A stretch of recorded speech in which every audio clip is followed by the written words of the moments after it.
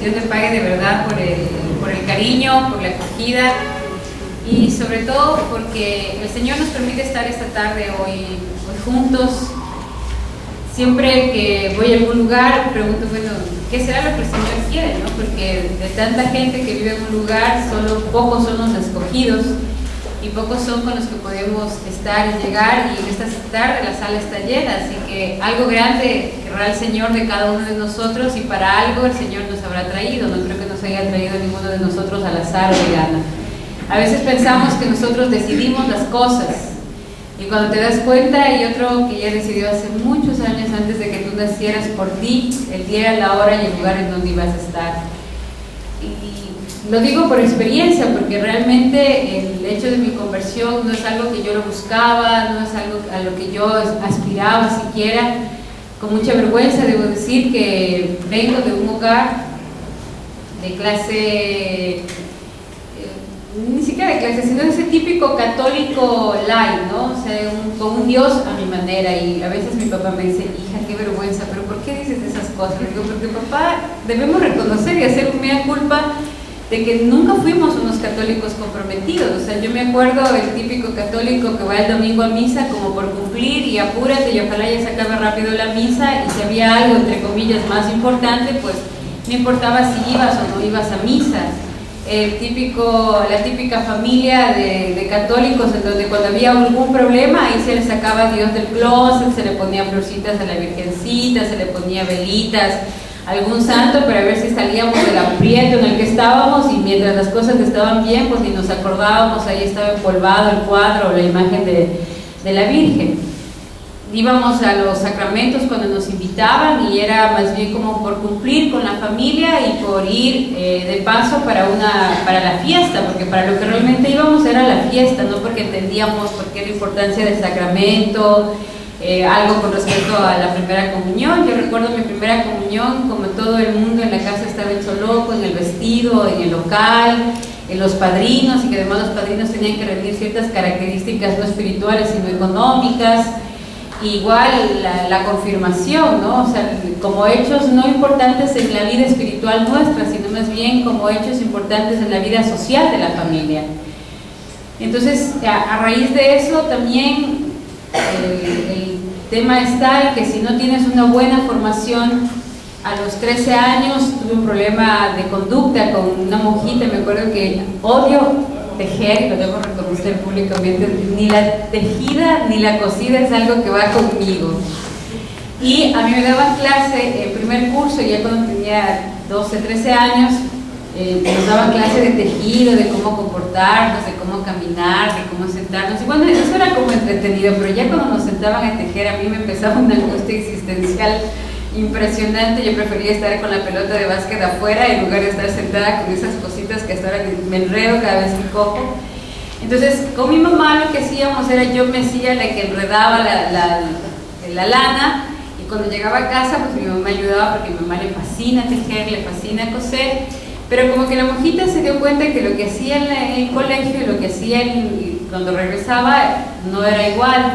Entonces como que me comenzó a seguir la pista y se dio cuenta que realmente yo no hacía nada.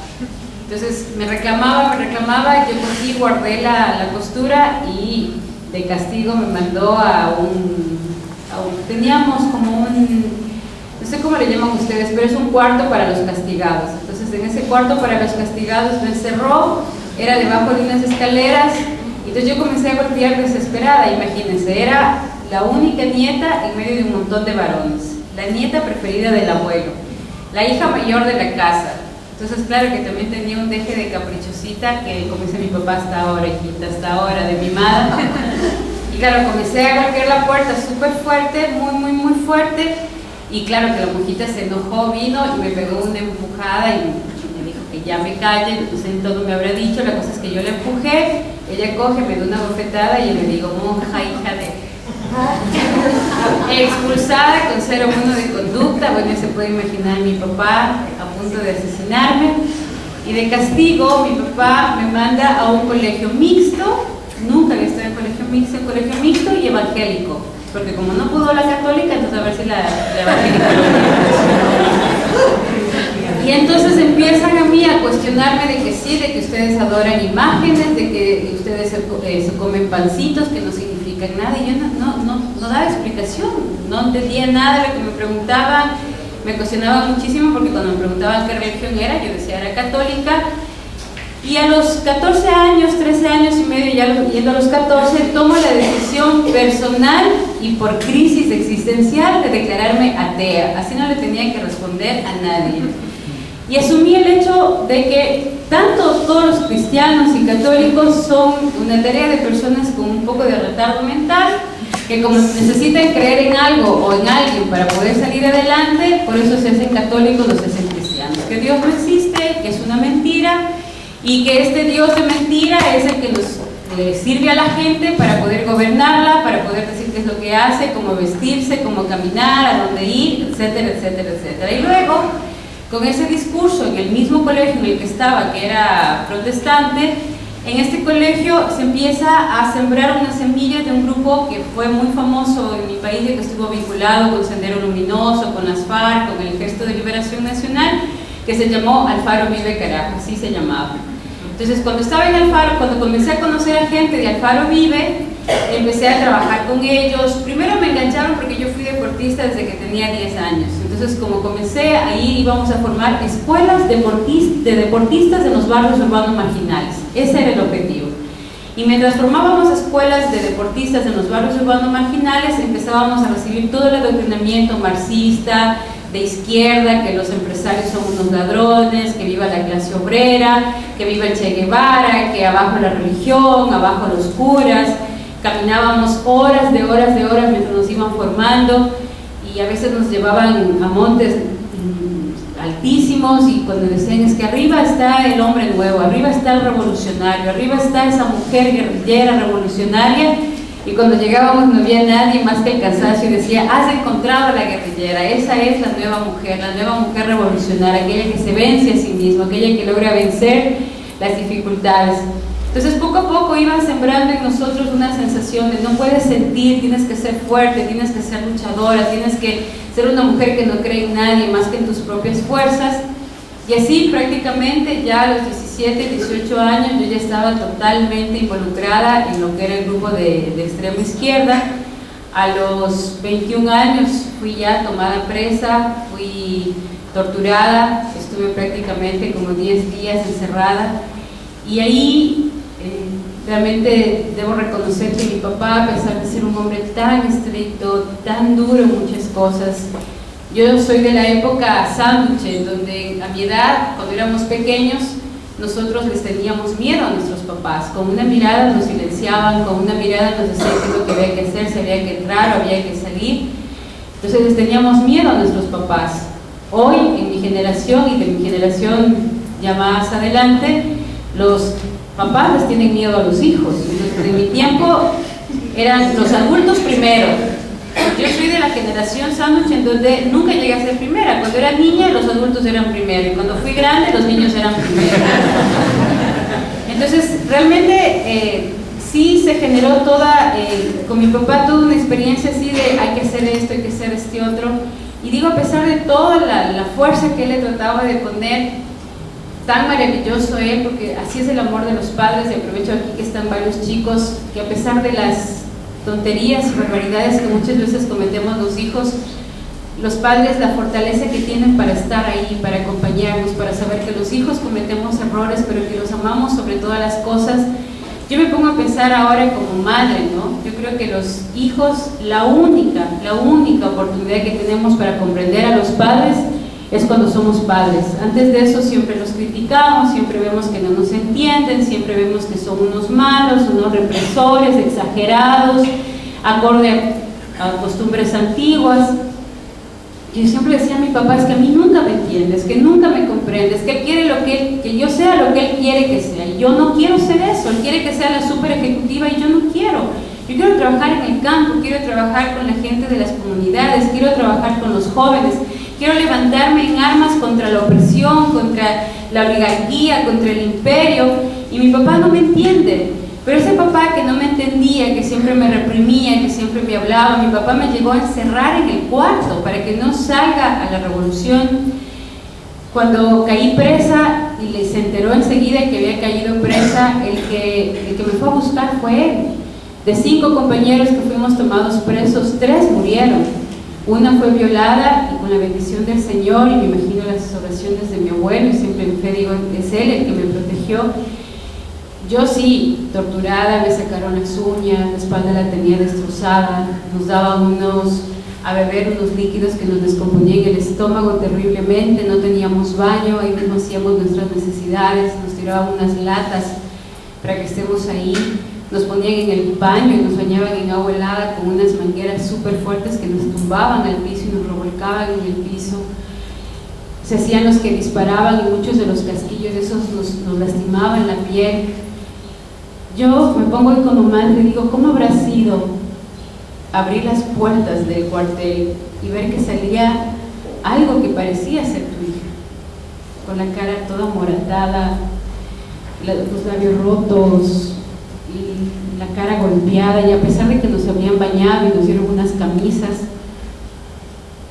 mi padre nunca estuvo de acuerdo conmigo, pero ahí, ¿no? Él fue el que me encontró, movió a todas sus influencias, él trabajó mucho tiempo con los militares y movió todas las influencias para un momento determinado saber dónde estaba, porque nadie sabía dónde estaba.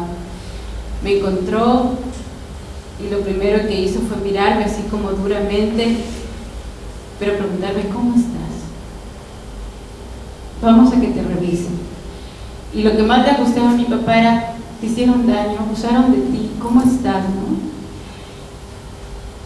Eso a mí me acuerdo que me dejó así como, yo pensé que me iba a ver y me iba a recontramatar, o sea, si ya estaba media muerta ya él iba a terminar, pero me sorprendió eso, que dentro de esa dureza, ese estar permanente, ¿no? Luego en el año 92, a raíz de eso mi papá tomó una decisión y es la de enviarme al exterior. Me envía al exterior a estudiar castigada a un instituto de pedagogía social que estaba vinculado a la Universidad de Navarra del Opus Dei, para ver si ahí finalmente algo me corregía. Entonces la condición era que yo no podía salir si no había permiso, tenía que participar de los círculos, tenía que participar, y tenía unas discusiones los viernes porque teníamos ayuda espiritual personal. Tenía unas discusiones cuerpo a cuerpo con el sacerdote, pero de esas es que usted no tiene la razón, es que usted esto, es que usted debe leer el acorazado Potionkin, es que no sé qué, y que Che Guevara, y que la revolución, y que el imperio. Digo, ¿qué sabe el sacerdote? Se llamaba el padre Iñaki Zulay, nunca me he olvidado de él. Y él siempre con una paciencia que me decía, mira, ahora te envío a leer esto, lee a ver qué te parece, y el próximo viernes conversamos. Yo estoy seguro que debe haber rezado también él tanto por mí para que hoy esté aquí, porque yo le veía, todos los viernes me esperaba con una santa paciencia, y digo, otro sacerdote me hubiera dicho, ¿sabe qué? Haga de su vida lo que usted quiera, quiere perderse, pierda, pero no, o sea, la labor del sacerdote fue tan hermosa, y yo lo acusaba muchísimo, porque realmente algo que yo aprendí dentro de la revolución era a odiar a los sacerdotes, a odiar a la iglesia, a odiar a las religiosas, a odiar la cruz, o sea, todo eso me parecía como el hecho mismo de toda la pobreza, de toda la sumisión, de toda la problemática que vivía la sociedad, era culpa de la iglesia, y que los sacerdotes lo que hacían era responder a un sistema anárquico y un sistema imperialista que lo que quería era gobernar y llevarse absolutamente todos los recursos. La República Banana o Banana Republic que le conocen era prácticamente por culpa de la iglesia, y ese fue el discurso que yo siempre manejé. Entonces para mí el sacerdote le decía, pero usted no tiene otra cosa más interesante que hacer, no tiene mujeres a las cuales conquistar, no tiene ganas de tener hijos. Y él siempre con humildad me respondía, le decía, mira, sí, yo soy hombre y me gustan las mujeres y sí quisiera tener hijos, pero justamente le he entregado lo mejor de mí a Dios. No le he entregado cualquier cosa que no vale, un cafecito en la esquina, una fiesta, no. Para mí Dios es tan importante que le he entregado lo mejor de mí, mis más grandes deseos, mis más grandes anhelos, mis más grandes sueños, se los he entregado a Él. Y a mí me parece algo así como, este señor debe tener un problema de retardo mental o algo así. Y así fue como yo formaba a los jóvenes.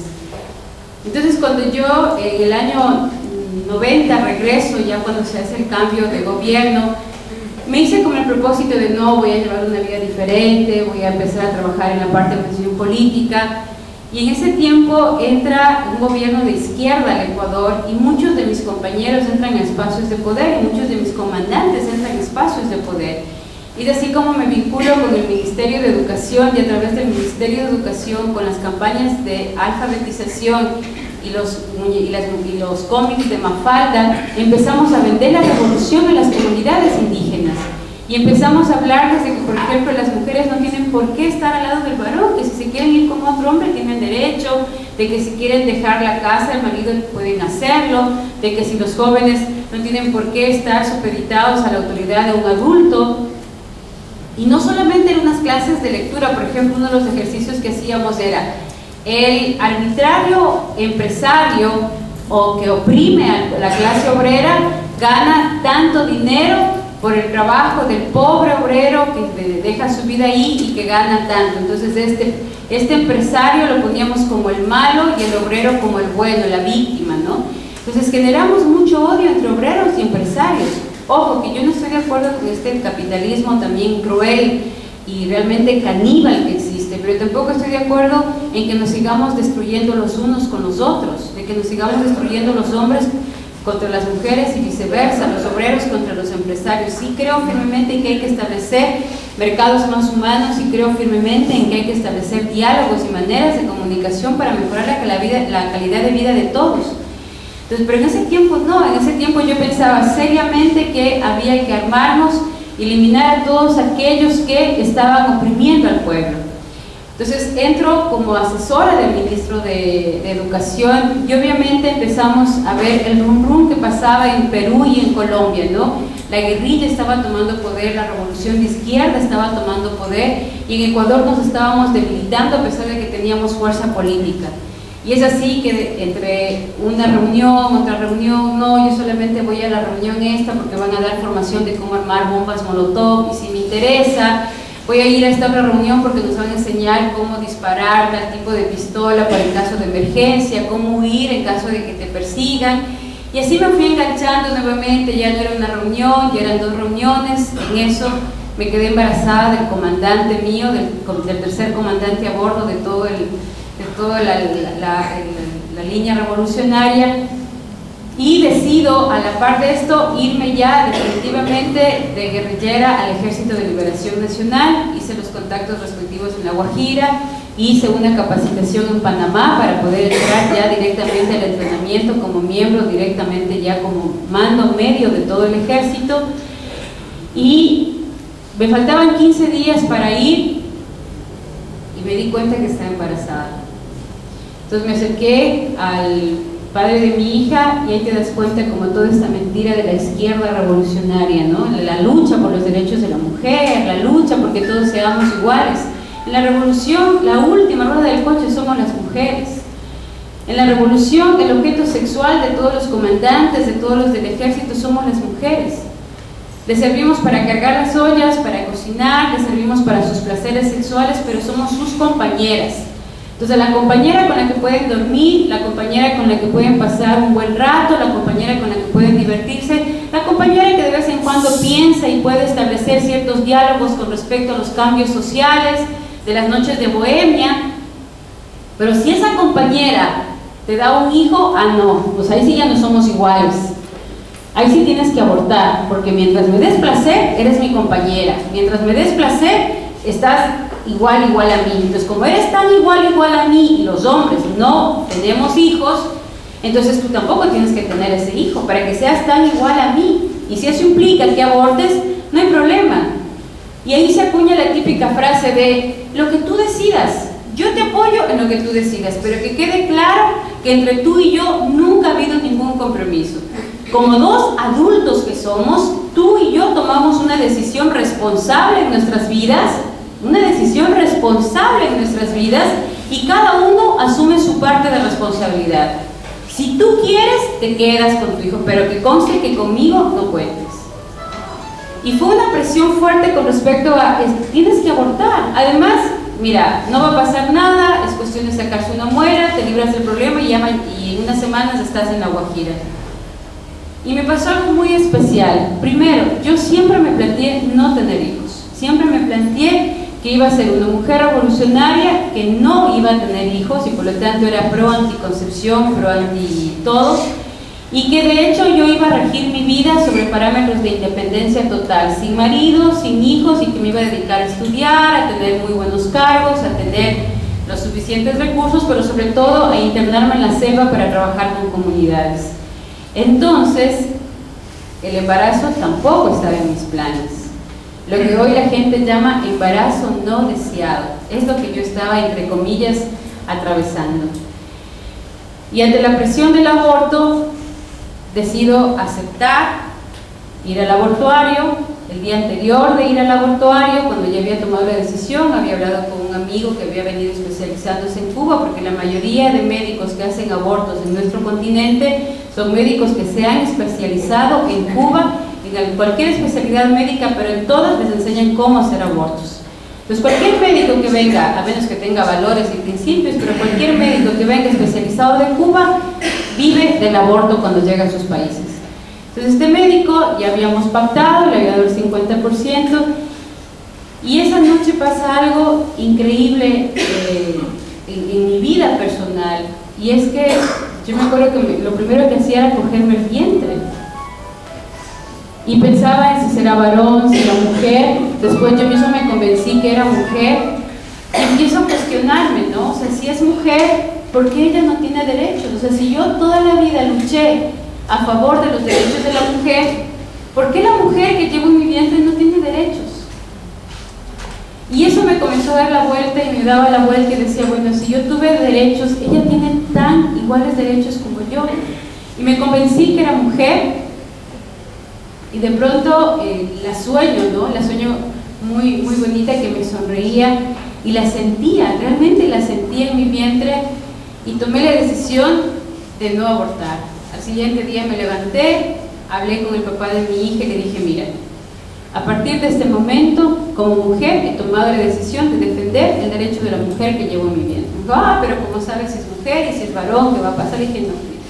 Estoy más que convencida que lo que llevo en mi vientre es una mujer, y si toda la vida me he rajado la vida luchando por los derechos de las mujeres, y yo me acuerdo tanto una noche en medio de una comunidad indígena guaraní, con todas las mujeres que se habían muerto los hijos, no había médico, había habido una peste terrible, había mujeres que eran violentadas, había mujeres que todavía eran castigadas por el marido en esa comunidad, y nos empezó a trabajar. Yo hice una promesa. Yo dije que mientras haya mujeres oprimidas, mujeres abandonadas, mujeres que no tengan ni siquiera el derecho de tener sus hijos para poder llevarles a la escuela, yo iba a armarme y enfrentar para poder defender a esas mujeres. Entonces, como era algo que lo habíamos hecho público, decía, mira, a mí no me puedes pedir a esta altura del camino que vaya en contra de otra mujer que yo llevo en mi vida. Yo prometí defender esto y lo voy a defender. Y estoy segura que es una mujer, y todas las mujeres tenemos derechos, incluida la que vive en el vientre de otra mujer, y yo soy la menos indicada para ir en contra de este derecho. Entonces, bueno, ese fue mi argumento, lo defendí, y efectivamente, claro, acuérdense que yo era hippie, no iba al médico, tenía partera, me daba baños de luna, baños de energías para tener a mi hija. A los 9 meses bajé a la civilización, me hice por primera vez un eco, y el médico me dice, ¿quieres saber qué es? Le dije, no quiero saber porque estoy segura que es. Le digo, pero no me diga, yo estoy segura que es. Efectivamente, una noche de luna llena nació mi primera hija. Efectivamente, era mujer, es mujer, y le doy las gracias siempre a mi hija porque ella cambió mi vida. Si no hubiera sido por ese embarazo, si no hubiera sido por esa hija maravillosa, definitivamente yo estaría a lo mejor muerta, como cuantas compañeras mías quedaron muertas en la selva por una causa que beneficia a unos y les cuesta la vida a otros. Luego de eso, bueno, mi hija a los 2 años, yo seguía trabajando en el tema de la revolución, y vino el famoso 1992, el año en contra oficial de la iglesia, en contra de la conquista española, en contra de todo lo que era el adoctrinamiento y la dogmatización que vivió América India con el tema de los españoles. Digo, qué ignorantes, ¿no? Imagínense que todavía viviéramos en esa vida salvaje sin idioma, porque tenemos un idioma gracias a eso, tenemos todo un sistema de formación, de valores, de cultura, gracias a esa llegada. O sea, cuando uno estudia la vida de cómo vivían los indígenas, dicen, bueno, quisiera vivir ahí o quisiera vivir acá. Y hicimos toda una campaña en contra del año 1992, de los famosos 500 años de la conquista. Yo iba con mi hija por delante en una de las marchas y íbamos pintando las paredes en contra de los 500 años. Ya nos habían dicho que estábamos nuevamente fichados, nuevamente nos iban a coger. Mi papá, a pesar de que no hablábamos, porque desde que me volví a vincular a la revolución, mi papá me quitó ya definitivamente el saludo, no quería saber nada menos. O sea, si me hubiera podido quitar el apellido, de seguro me quitaba. Y cuando estábamos ya en medio de la marcha, veo que se acerca un carro del ejército hacia acá. Hagan cuenta que los chicos estaban hacia allá, la marcha iba hacia allá. Veo el carro del ejército y claro, la reacción normal era ir para allá, para que no me cojan. Pero mi hija estaba disfrazada, me acuerdo clarito, de girasol, con una faldita que yo mismo le hice de papel. Y iba con otros niñitos adelante en la marcha, y cuando yo me di cuenta que venían hacia nosotros, y el rato que voy hacia donde mi hija, sentí una patada por la espalda que me tumbó al piso, puse la cara y lo primero que gritaba era mi hija. Decía, Señor, no me lleve, mi hija está ahí. Bueno, obviamente yo fui tomada presa por el ejército, por la inteligencia del ejército, y ese momento en que caí, me estaban subiendo a un camión. Con qué fuerza habré levantado la mano y le veía a mi hija que le había cogido una señora, una compañera de un barrio. Me decía, compañera, yo le conozco, deme el teléfono de sus papás para llamarle. Me decía, compañera, yo soy fulana de tal, soy de tal barrio, dígame el nombre. Y yo lo único que comencé a gritar era el teléfono de mis papás. Decía, pero por favor, llame la cara de mi hija desesperada. Gritaba, mamá, mamá, mamá, no entendía lo que pasaba. Nos botaron al piso del camión y vuelve la historia a empezar. Y nuevamente vuelve ese padre maravilloso. Le habían llamado y obviamente se encontró por primera vez con su nieta, no la conocía. Y mi madre cuenta que el momento que se subió al auto, él no la quería ni mirar, ¿no? Y de pronto una de esas regresa a mirar y mi hija le queda viendo y le sonríe, ¿no? Le dice, tata. Desde ahí es el tatita, ¿no? Para toda la vida quedó de tata. Y bueno, eso le cautivó a mi papá y eso hizo que nuevamente vuelva a buscarme. ¿Dónde estás? Buscar a un ministro un señor de derechos humanos, y para cortarles todo esto, bueno, sí. Nuevamente mi papá va por mí, me saca, pero esta vez me ofrece vivir nuevamente en casa, me pide que nuevamente ya retome la vida seriamente, que tenga una hija. Y a partir del 92 soy la camarada Manuela, ex militante de los grupos armados de la revolución, y dejo absolutamente toda esa vida. Y empiezo a trabajar en el área política. Ahí conocí todo lo que era la parte del feminismo, la parte de los derechos de los niños. Empecé con eso, de hecho con UNICEF, empecé trabajando toda la campaña de derechos de los niños, las famosas elecciones infantiles, capacitación en los colegios. Luego me volví a meter en el tema de derechos de las mujeres, derechos de los jóvenes, hasta que en el año 1998 el Ecuador recibe los primeros fondos, al igual que todo el continente latinoamericano, para trabajar salud sexual reproductiva, en el año 1998.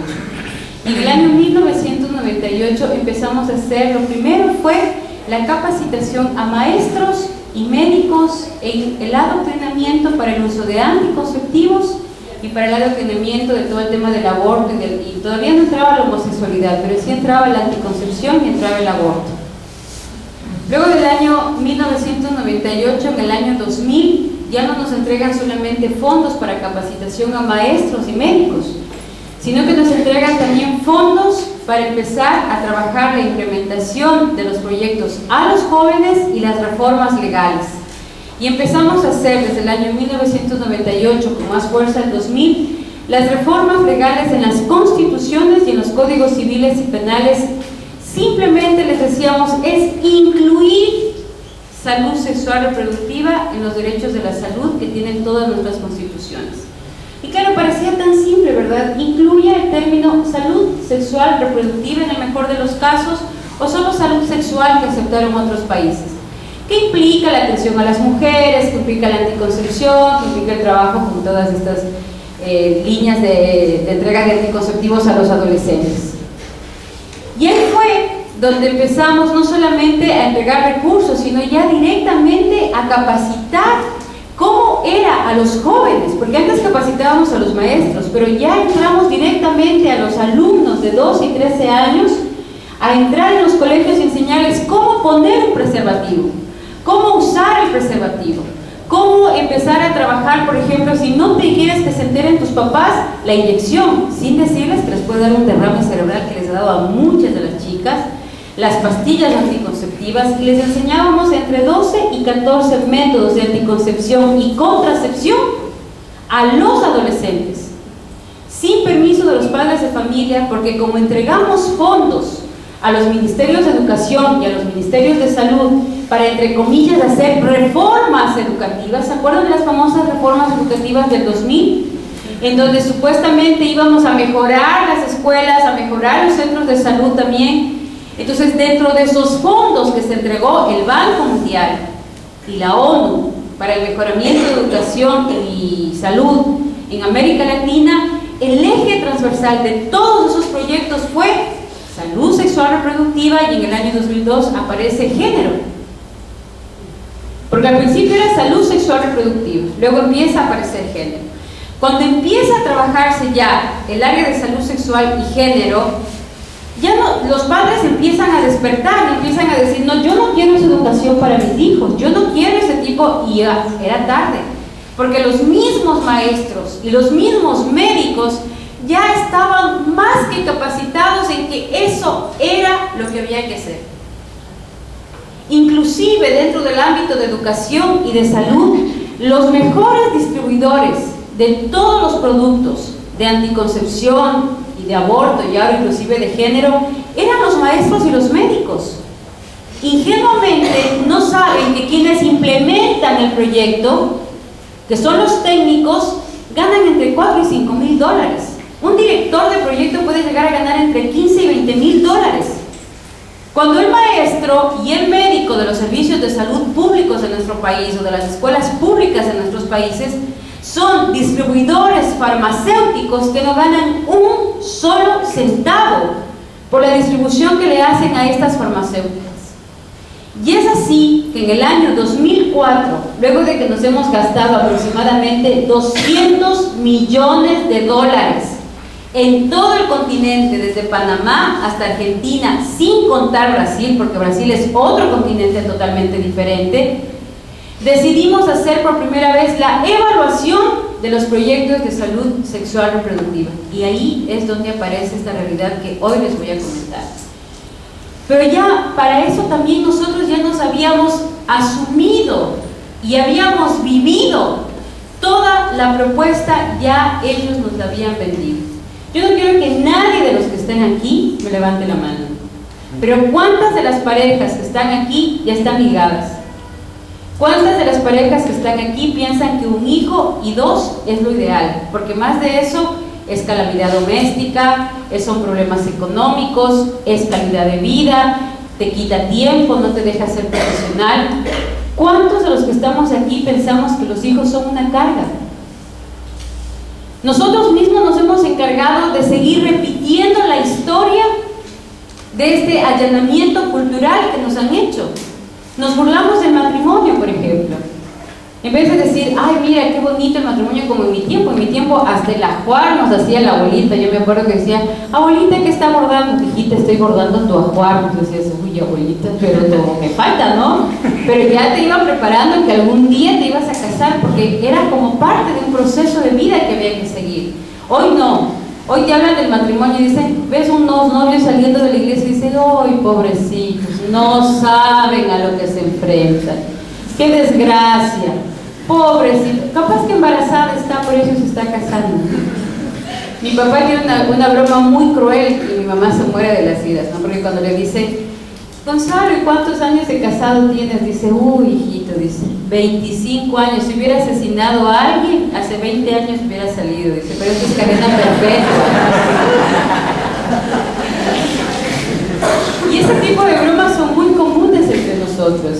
Si vamos a una fiesta, y sobre todo los que ya son más jóvenes que uno, porque ya los que vamos de mi edad para abajo tenemos otro tipo de manera de pensar y otros códigos culturales, pero si vamos a una fiesta y a alguien se le ocurre preguntar, estoy pensando ya ligarme o ver si uso algún método anticonceptivo, si son 10 en la mesa, los 10 son expertos en el uso y abuso de anticonceptivos.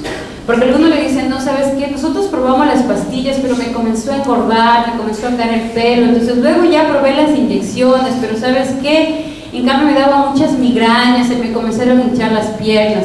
No, yo por eso estoy usando el DIU, o estoy usando la espiral, o estoy usando la T de cobre, porque realmente, mira, como es cada 5 años, sí, a veces me dan hemorragias, me dan dolores de cabeza, pero no tienes idea la seguridad que yo tengo, ¿no? Vamos a ver qué tan seguridad después de que vean esto, a ver qué les parece. Sin tomar en cuenta que el DIU, la T, son los más abortivos. Se calcula médicamente que de cada 12 posibles embarazos que son en el año los que tú puedes tener, entre 2 y 3 son abortos. Simplemente les digo para que vayan rezando por sus hijitos que por ahí deben estar evacuados en algún lado de los DIU, de las T que están usando. No lo digo yo, lo dicen los científicos, lo dicen los médicos. Los más abortivos son el DIU, la T de cobre, el espiral. Entonces, si a alguien dentro de esa misma mesa se le ocurre decir, no, yo no estoy de acuerdo con los anticonceptivos, ignorante. Eres una ignorante. ¿Cómo se te ocurre a esta altura del partido decir que un anticonceptivo es malo? Estamos tan bien entrenados que miren lo que nosotros hacíamos en las capacitaciones. Traíamos a 2 lesbianas, compañeras lesbianas, porque así les decíamos, 2 compañeras y las poníamos detrás del escenario. Y todo el público aquí, todos maestros que venían delegados de los centros educativos o de las instituciones educativas de la ciudad o de la provincia donde íbamos a capacitar. La mayoría eran de los centros de orientación vocacional o los profesores que iban a trabajar sexualidad, naturales y ese tipo de materias. Íbamos y le presentábamos, porque eso sí, nadie le puede contradecir a la ONU, peor a la Organización Mundial de la Salud, a la OPS, por favor, o sea, si son las eminencias de las eminencias del área médica o del área de salud. O sea, si lo dijo la Organización Mundial de la Salud, mejor tú cállate porque eres un pobre ignorante. Así, porque nos lavan el cerebro y nos ponen como que después de ellos no hay nada ni nadie. Entonces se presenta a la capacitadora que va a dar el taller, la super PhD, doctora, máster, ingeniera, 80 libros, 40 investigaciones, 2 dominaciones.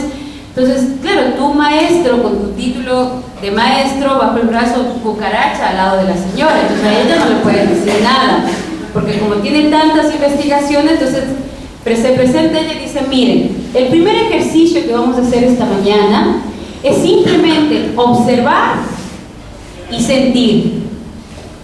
Yo voy a pasar acá adelante a 2 personas a las cuales ustedes le van a observar lo que ellas van a hacer y me van a decir qué sienten el momento en que las observan.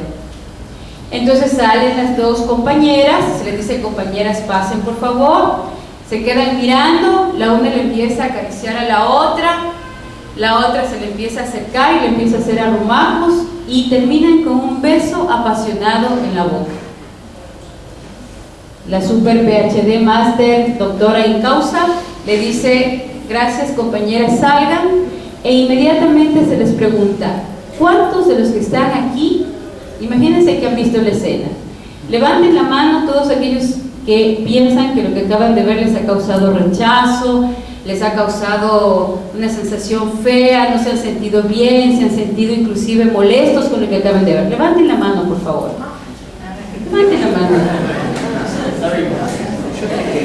Quiero decirles que lamentablemente en esta sala la mayoría de los que están aquí son realmente personas que tienen problemas emocionales, son homofóbicos.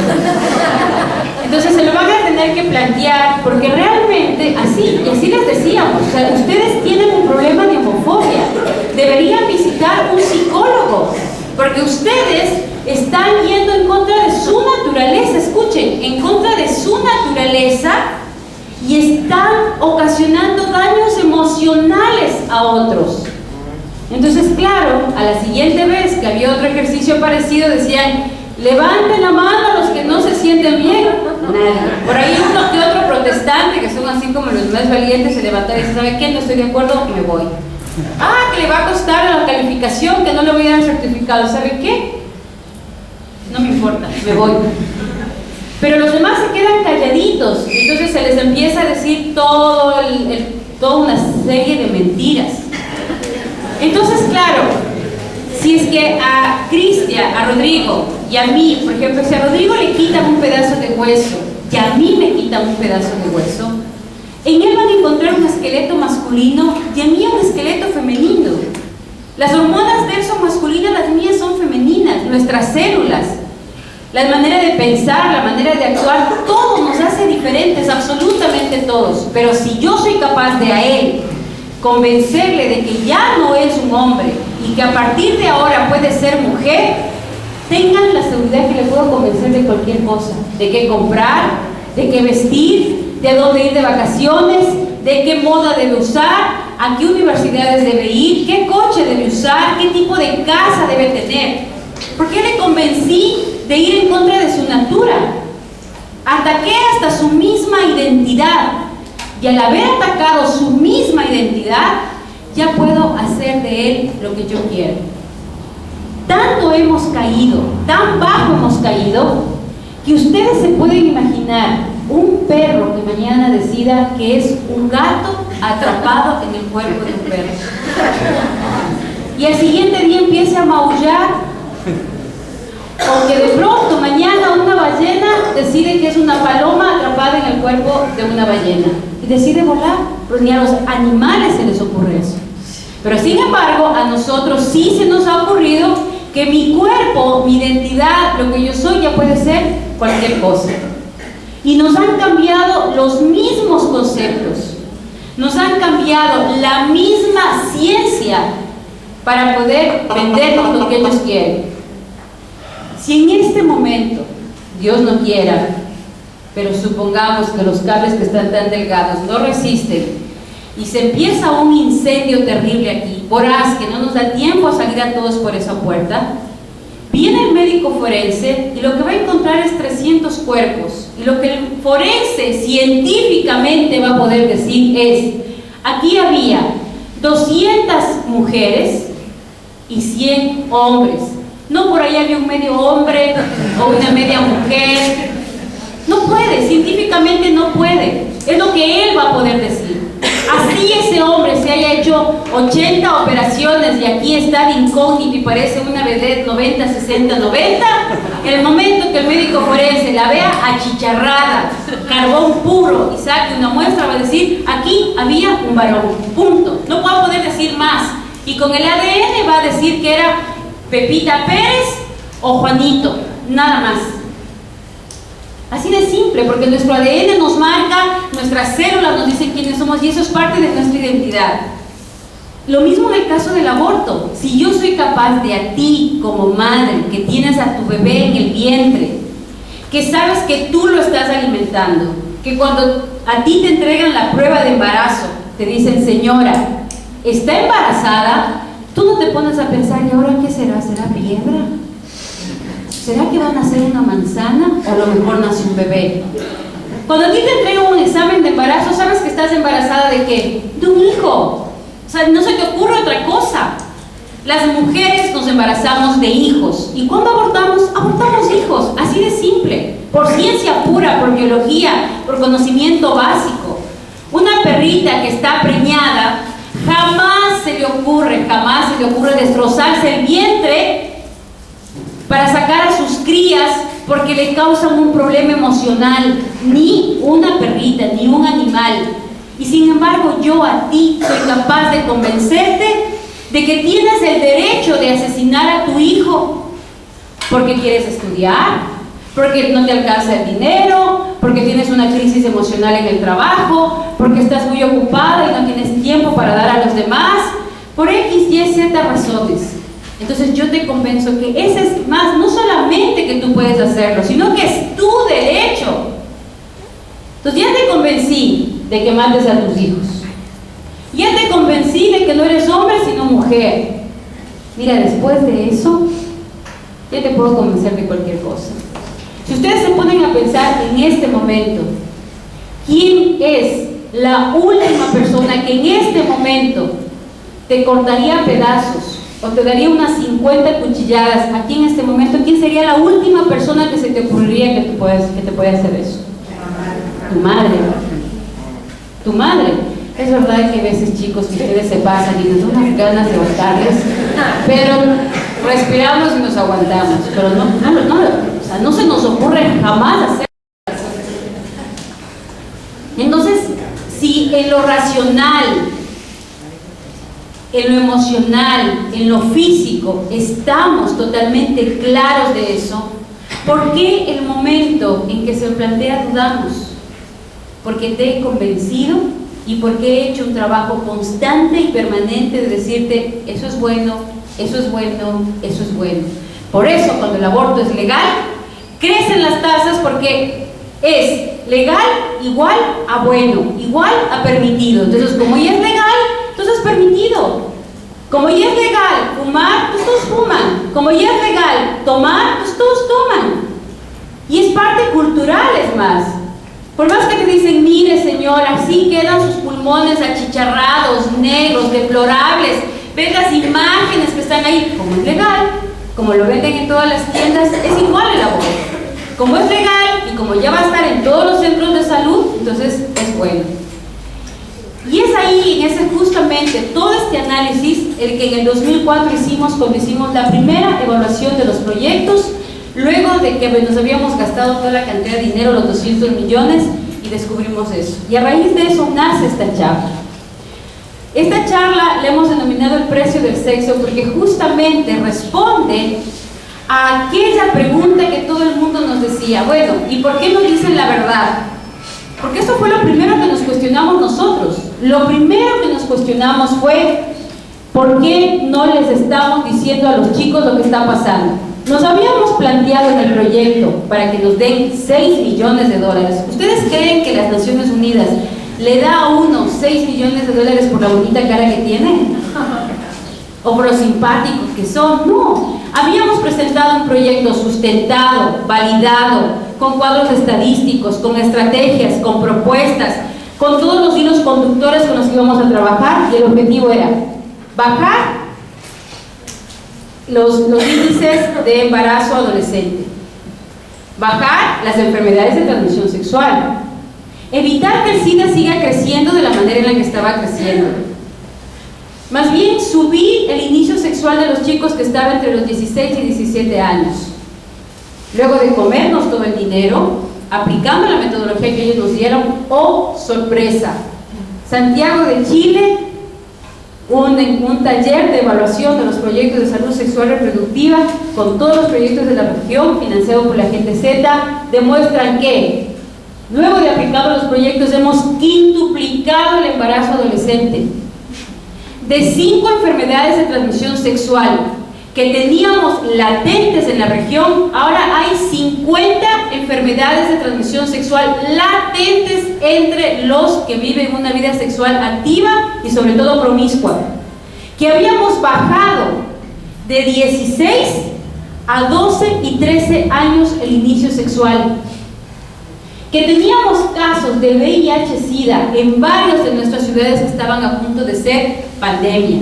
Por lo tanto, si a mí me das 6 millones para que baje las tasas de analfabetismo, supongamos, y las empeoro, no me vas a felicitar. Pero sorpresa fue para todos que nos dijeron, no se preocupen, esas cifras van a variar. ¿Cómo? Como técnico no te puedes dar ese lujo. Eres ateo, eres comunista, eres pro aborto, crees en todo lo que te están diciendo. Pero como técnico, tú no puedes dejar de criticarte y de cuestionarte de que lo que estás aplicando no está funcionando, que algo está pasando.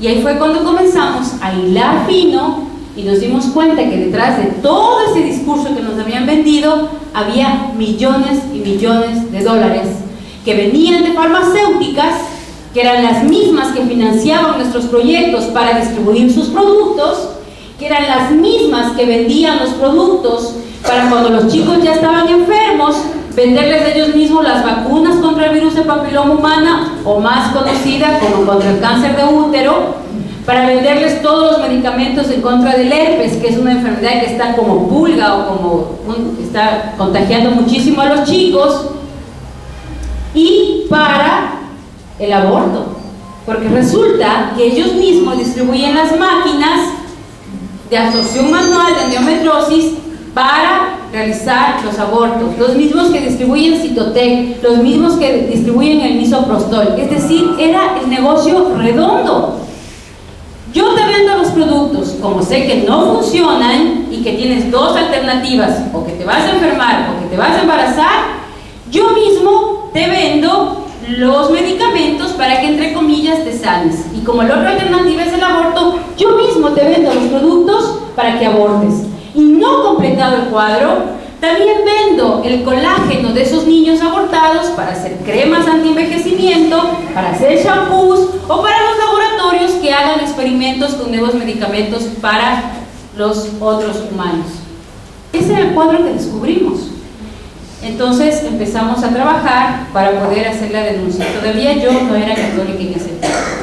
Y vamos a hacer una prueba de educación sexual porque tengo un maestro que decía que el cerebro aguanta lo que el asiento aguanta. Entonces ya veo que cuando uno empieza a moverse es porque el cerebro está aguantando muy poco. Yo digo y hago y ustedes dicen y hacen. ¿De acuerdo? Mi azotea. Ya se durmieron. Mi azotea. La azotea de mi amigo de atrás. Cógele, cógele, cógele. Mi azotea. La azotea de mi amigo de la derecha. De la izquierda. Mi chimenea. La chimenea de mi amigo de la izquierda. Veo que tenemos un grave problema de nacionalidad. Levanten la mano quienes opinen que lo que acabamos de vivir en este momento es una relación sexual.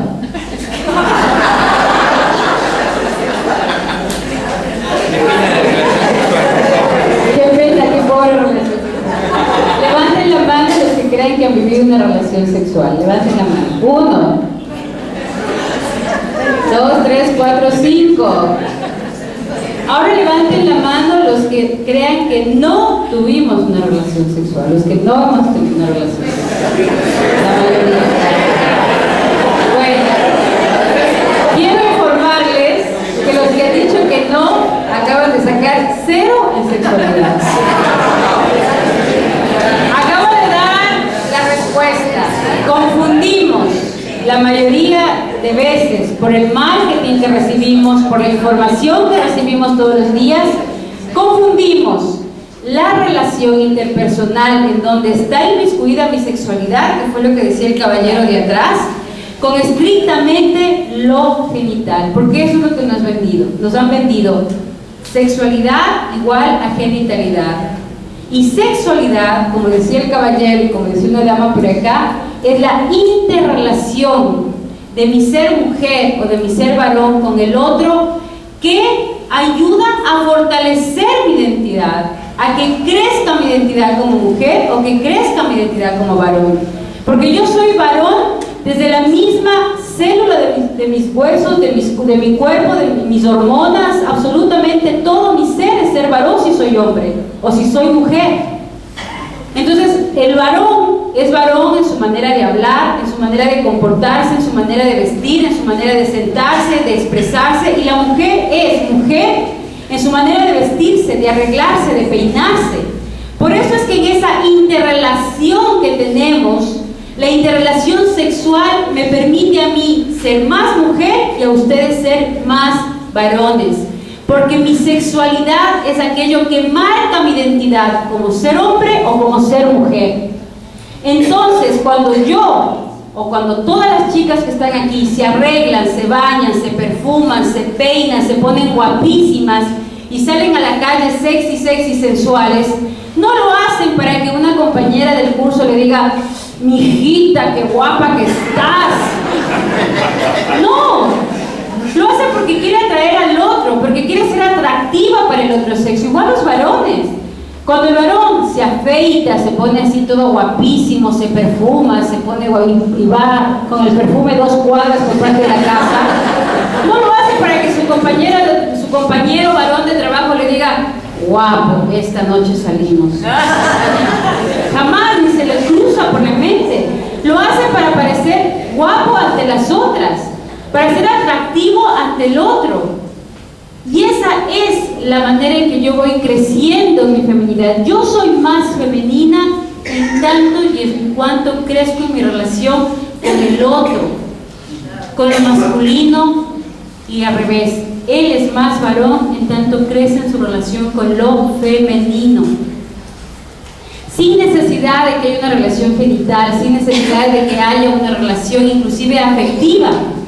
El hecho de sentirme bonita, el hecho de sentirse ellos varones atractivos, fortalece su identidad, fortalece su yo, fortalece su ser o varón, o en el caso nuestro, su ser mujer. Cuando todos estos términos se han manipulado y se ha dicho: chicos, es importante que ustedes vivan su sexualidad, tienen derecho a vivirla, y a nosotros igual, no importa si eres casado, si eres soltero, no importa si la chica es mayor o menor de edad, es decir, aquí estamos difundiendo el placer por el placer, con tal de que haya sexo seguro. Que valga la aclaración, ya en Europa está prohibido el término sexo seguro. Entonces, ¿qué es lo que nos encontramos luego de la evaluación que vimos? Que la mayoría de chicos con los que habíamos trabajado ya tenían o un embarazo o una enfermedad de transmisión, otros tenían SIDA y otros tenían ya porque no hay preservativo para el corazón, una decepción amorosa que había afectado inclusive emocionalmente a ese muchacho. Y la mayoría de chicos con los que comenzamos a interrelacionarnos y con los que comenzamos a trabajar, en el caso de embarazo adolescente, por ejemplo, que fue donde más nos centramos muchos de nosotros a trabajar, otros en enfermedad de transmisión sexual, lo que la mayoría de chicos nos dicen es: si alguien me hubiera dicho que con una sola relación sexual yo me podía contagiar, no lo hubiera hecho. Yo no sabía que el herpes, que el virus del papiloma humano se contagiaba con o sin preservativo, que era simplemente cutáneo, piel a piel. Nadie me lo dijo. Nadie me dijo que no había anticonceptivo 100% seguro. Yo estaba, y la mayoría de los que están aquí a lo mejor deben haber oído o haber conocido o haber estado, a lo mejor ustedes vivieron el que estando con DIU, con pastillas, con inyecciones, se fueron contagiando, se fueron embarazando. Entonces, muchas de las chicas decían: es que nadie me dijo que no había sexo seguro. ¿Cuáles son las fuentes de información que, a pesar de que se gastan millones de dólares los ministerios en implementar textos en donde se difunde anticonceptivos a los chicos, se difunde la idea del aborto, la fuente de información sobre el sexo seguía siendo, en primer lugar, la televisión? La mayoría de chicos tenía una idea de lo que era sexualidad, genitalidad o sexo a raíz de las novelas, de las películas, de los videos que tenía en su casa. Y la música. Muchos de los chicos decían: es que me fui a un bar, comenzamos a bailar, tocaron reggaetón y ya las hormonas empezaron a subir. Y lo que ven los chicos es: el sexo es fantástico y divertido, todos lo hacen y no traen ninguna consecuencia. Ese es el mensaje. Entonces ven a dos enamorados que se conocen por primera vez en la discoteca, se toman de la mano, se miran con ojitos golositos, se dan el primer beso y empiezan a caer automáticamente en la cama. Luego se levantan, se acomodan el traje y aquí no ha pasado nada. Se levantan con ojitos de huevo tibio y se van. No pasó nada. Y en segundo lugar, los amigos. Y en este tema de los amigos sí nos hemos dado cuenta que son sobre todo aquellos chicos que tienen una libertad increíble en el internet, pasan solos, compran pornografía y se las han visto todas las películas 2, 3, 4, 5, 7X y se imaginan que eso es sexualidad. Y entonces empiezan a vivir una serie de fantasías, porque muchos de los chicos, inclusive que dicen haber tenido sexo, no lo han tenido.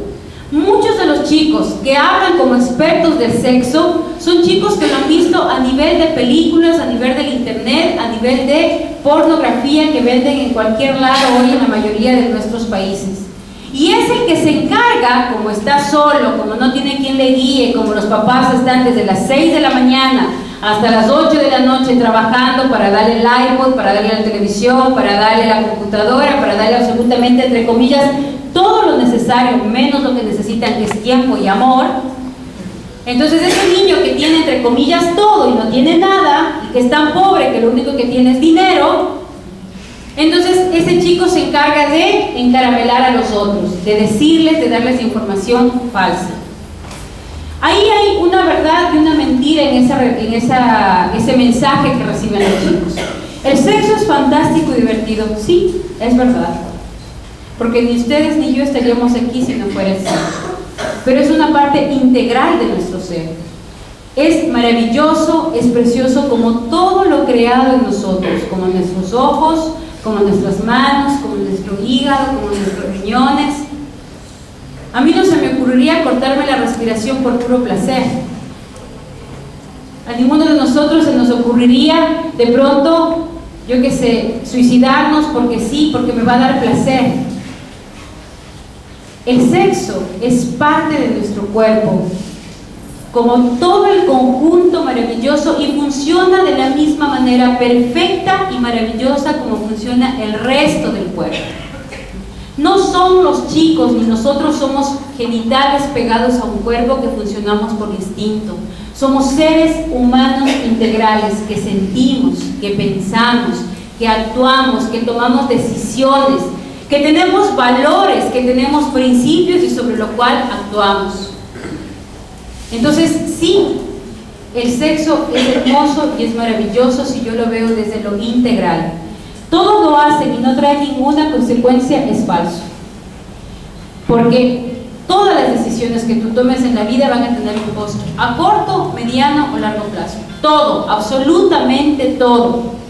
Si yo decido tomar una moto preciosa, una moto BMW X, no sé cuántito, porque los chicos son expertos en eso, y coger una de las avenidas que cruce todo el malecón de Mar del Plata a 120 por hora, sin detenerme en semáforos, en nada, ¿la moto deja de ser bonita? Lo más probable es que me maten. La moto bonita, preciosa, BMW, que costó miles y miles de dólares, pero lo más probable es que me mate o termine matando a alguien. En la misma moto con la que puedo salir con mis amigos a pasear, a divertirme, a darme una vuelta si tengo cuidado. Entonces, ¿no trae ninguna consecuencia? No es verdad. Porque si yo tomo una decisión equivocada con mi cuerpo, voy a tener una consecuencia de esa decisión que yo tomo. El sexo fue creado por Dios, pero tiene sus límites. Es bueno, es fantástico, es maravilloso. Fue creado como parte importante de una relación. Es una parte de una entrega. Es una parte del decir te amo. Es una parte del donarme al otro y sentir que el otro se dona conmigo. Une a dos personas de una forma única y fue creado para nosotros, sin embargo, fue creado con límites. No fue creado para tener con animales, no fue creado para tener donde te da la gana, no fue creado para que salgas a la esquina y como un perrito vuelas por instinto a una chica y salgas detrás de ella. Fuera de esos límites puede ser peligroso y doloroso. Es como el fuego. En una noche de invierno, en donde hace un frío bárbaro afuera y yo tengo mi fogata, prendo el fuego para calentarme, ¿será delicioso o será peligroso? ¿Será algo bueno o algo malo? Delicioso, ¿verdad? Te vas a sentir súper bien, te vas a sentir calientito en tu casa, una taza de chocolate, los chicos, a lo mejor una guitarra. ¡Qué hermoso poder disfrutarlo! Pero si el fuego, porque tengo frío, se me ocurre ponerlo encima de la mesa de la sala y prenderlo, ¿será peligroso o no? Claro, es así. O sea, si yo decido jugar con algo que sé que puede tener una consecuencia grave o que puede tener una consecuencia fuerte en mi vida, es igual que el fuego. Uno de los límites límites es que es un compromiso permanente que dura para toda la vida. Porque yo no puedo tratar mi cuerpo, yo no puedo tratar mi vida como si fuera el tubo de un autobús, o no sé cómo le llaman ustedes las agarraderas estas de los autobuses. Pasamano. Yo no lo puedo coger como si fuera un pasamano que todo el día le cojo, lo uso y me voy. No puedo tratar así mi cuerpo. O sea, yo necesito saber que esa persona con la que yo me voy a donar y él se va a donar conmigo no es un juego. Caso contrario, soy un objeto sexual. Saquen su dedito índice, por favor. Todos. Pónganle un poquito de saliva. Ahora introdúzcanlo en la nariz de su compañero de la izquierda. No se rían, es en serio. ¿No? Ok.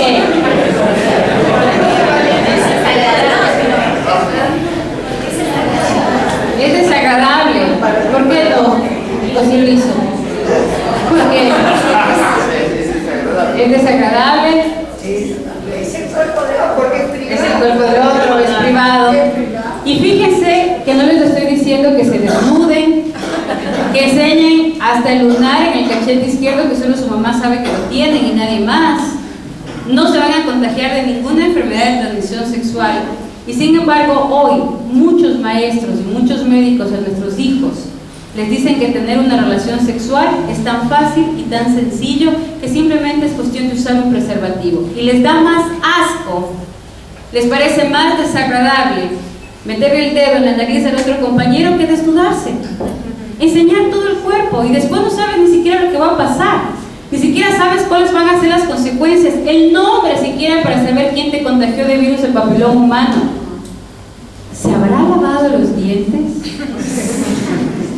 ¿Cuántas compañeras habrá tenido ya y viene ahora conmigo? O sea, ¿qué nomás traerá el caballero acá? ¿Ah? ¿Se han puesto a pensar en esas cosas? Tanto han denigrado el cuerpo y tanto nos han hecho perder el pudor, que hoy inclusive la moda que muchas de nosotros usamos es una moda que ni siquiera las prostitutas en nuestro tiempo usaban. Tenemos que tomar en cuenta dos diferencias. La una, las mujeres somos como ollas de presión, y esto sí va a quedar en secreto aquí en Petit Comité, porque luego chicos no lo pueden ir diciendo. Nosotras somos como ollas de presión, diré como ollas de cocido lento. Las mujeres somos ollas de cocido lento. Necesitamos afecto, cariño, estar de buen ánimo, estar totalmente relajadas y predispuestas. Los hombres son como ollas de presión, chicas.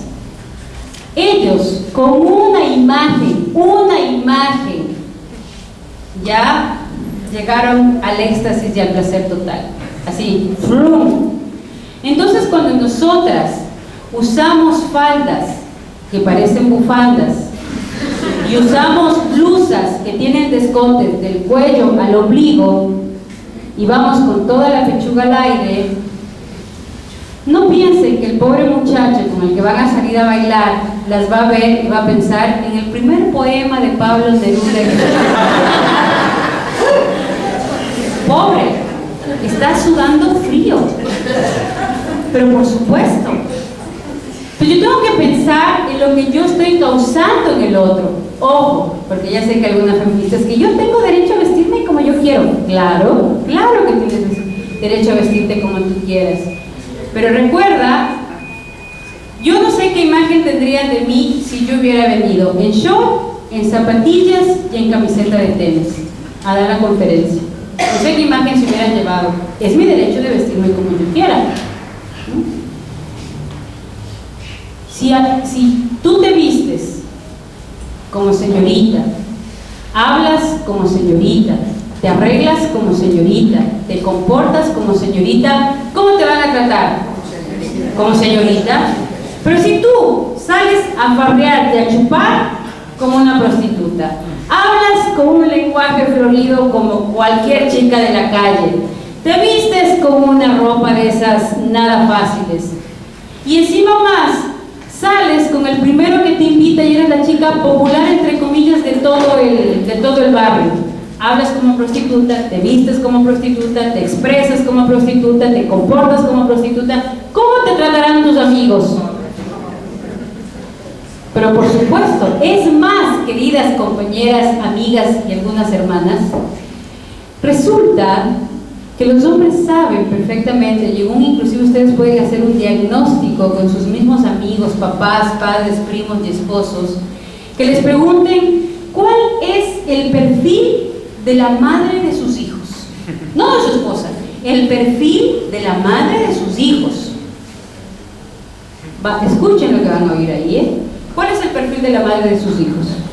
¿Cuántos de los que están aquí querían como madre, o querrían, porque hay muchos jóvenes aquí, cuántos de ustedes querrían para madre de sus hijos una chica loca, que ande con uno con otro, que sepas que es de lo más fácil? Levante la mano, ¿cuál de ustedes pensaría en ella como madre de sus hijos?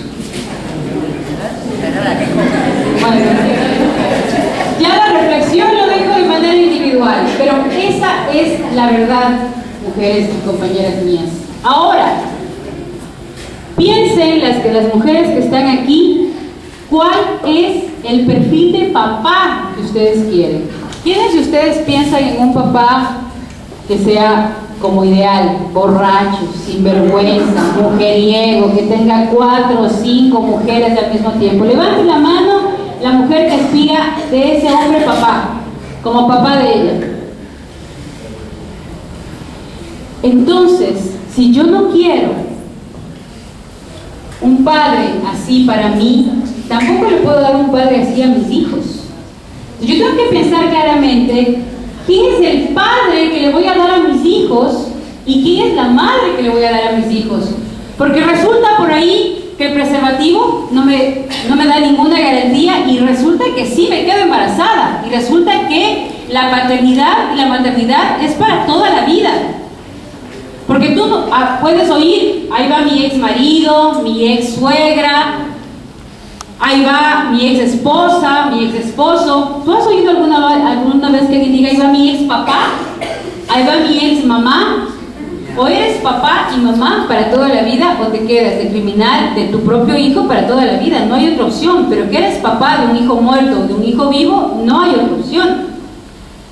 Entonces yo tengo que pensar la imagen de padre que yo quiero para mi hijo, o de madre que yo quiero para mis hijos, porque esa es la imagen que tus hijos van a tener. Imagínate qué cruel sería que después de unos años que tú te llevaste una vida loca y pasaste la vida de jarana en jarana, de farra en farra. Resulta que por ahí tu hijo a los 13, 14 años es compañerito, y se los cuento porque inclusive creo que ese testimonio está en el libro, que lo tienen ahora acá. Resulta que el chico de 13 y 14 años es compañerito de aquel amante que yo tuve cuando estaba en el colegio.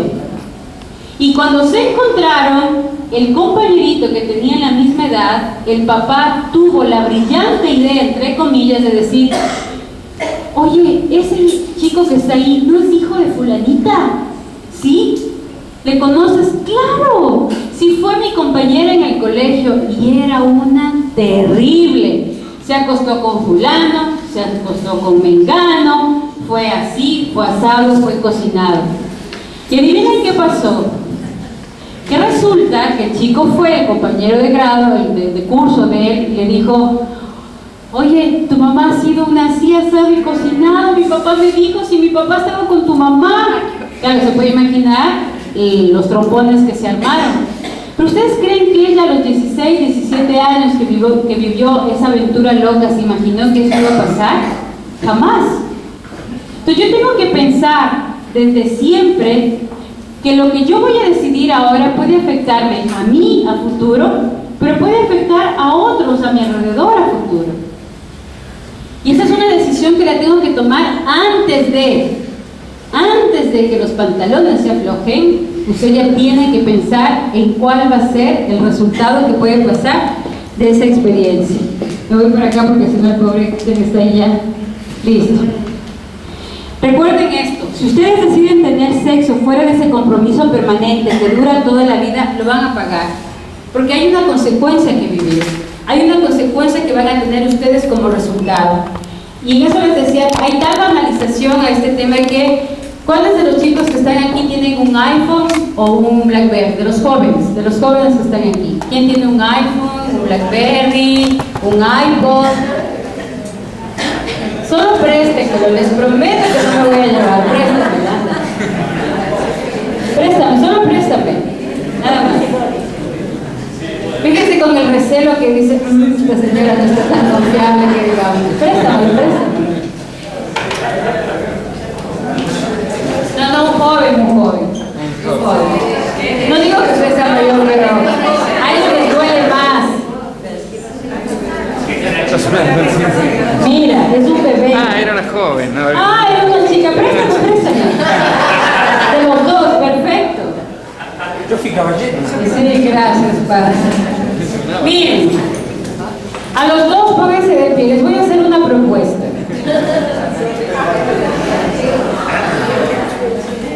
¿Qué les parece? ¿Cuánto tiempo lo tienes? El teléfono. 2 años. ¿Tú? 6 meses. Perfecto. ¿Qué tal funciona? ¿Está bien? ¿Le funciona todo? ¿No tiene ningún problema? Les hago un trato. Yo me llevo el teléfono por 6 meses a mi país. Les voy a pagar $400 por cada teléfono. Pero necesito llevarlo a prueba 6 meses. Si después de los 6 meses me funciona y me gusta, me lo quedo. Y si no, se los devuelvo por DHL y se los devuelvo. ¿Cuál de los dos acepta la propuesta?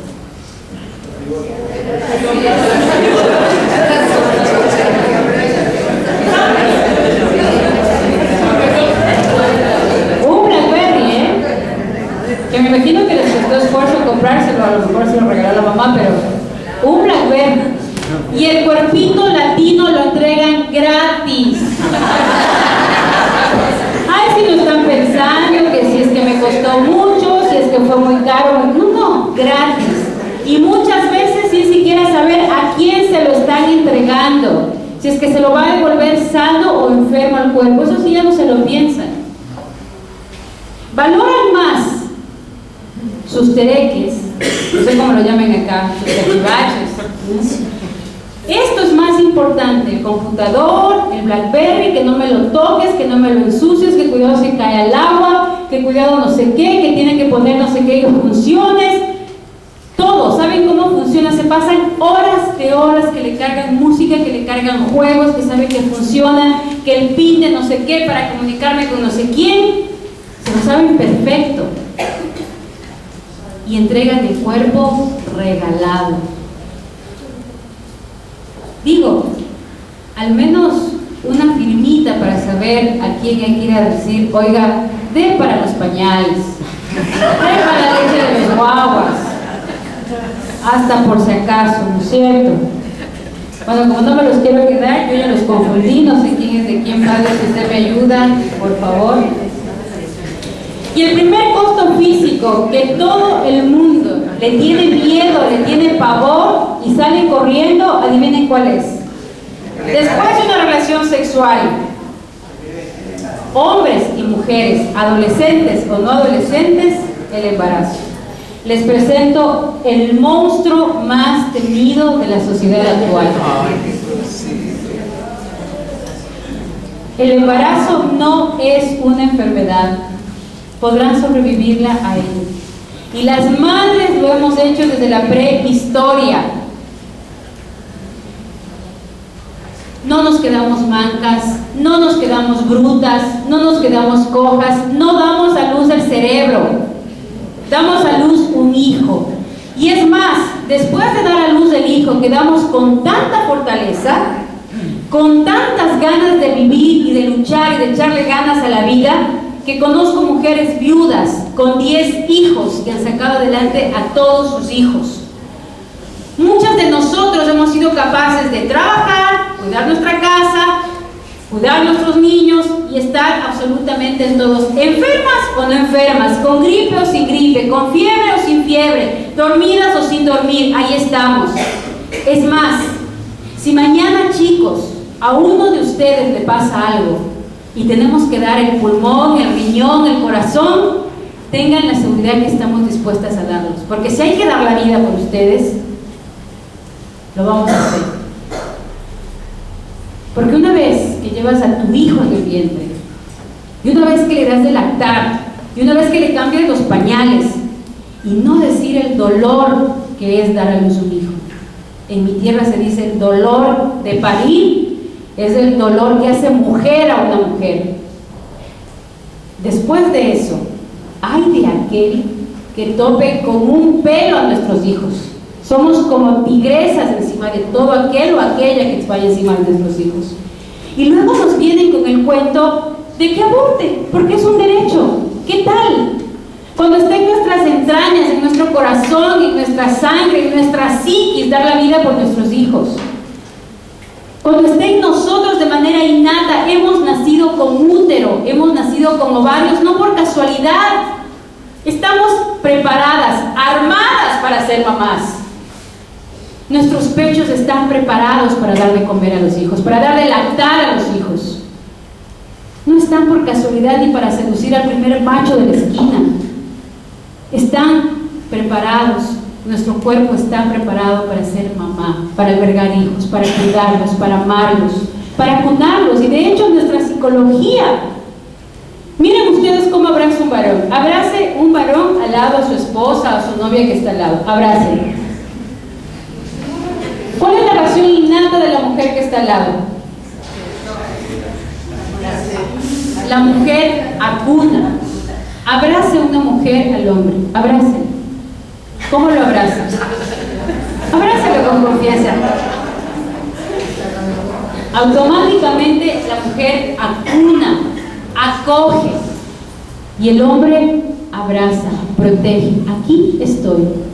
Y no me vengan a decir hoy, a esta altura del camino, después de este lavado de cerebro feminista que nos han hecho, no es bonito que el hombre de nuestra vida, nuestro papá, nuestro novio, nuestro hermano, nuestro esposo, nos diga: qué linda que estás, qué guapa que eres, te quiero, te amo, te necesito, mi gordita, mi lo que sea que le diga.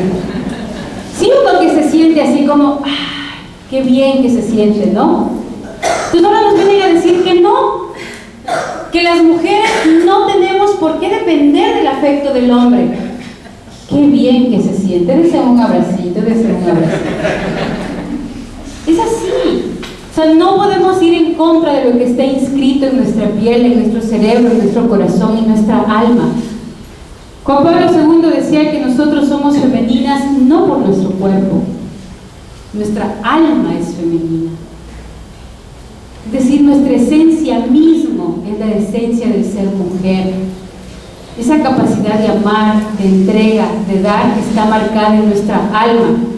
Y cuando nosotras nos dejamos lavar por todas estas ismos que no tienen ninguna fuente científica, terminamos muriendo, terminamos odiando a los hijos, odiando al marido, odiando a los hombres, y hemos terminado odiando tanto a los hombres, hablando tan mal de los hombres, que hemos terminado en la cama de otra mujer, haciéndonos lesbianas, así de simple. A ese punto hemos llegado. Estos son los monstruos terribles, y me voy a detener aquí. La cara de las señoras y de las chicas cuando ven esta imagen es ¡ah! Y miran la cara de los varones así como ¡ah! Es importante que empezamos a asumir que es tan papá como tan mamá. Y eso es algo que tenemos que recalcar. Y la culpa es nuestra. El machismo empieza con M de mujer. No, tú no haces bien las cosas. Dame cambiando los pañales. Y empieza, porque obviamente no está entre sus habilidades. Empieza, uy, deja, no sirves, yo hago. Entonces él empieza a hacerse un lado. Dame comprando tal cosa, pero ¿sabes qué? Quiero el shampoo que está en la tercera percha, 4 lockers antes de llegar al final, que no sé qué y no sé cuánto, que sea de no sé de qué color. Cosa que dice el marido, ¿sabes qué? Toma, anda tú mismo, ahí está la llave del auto, compra y regresa.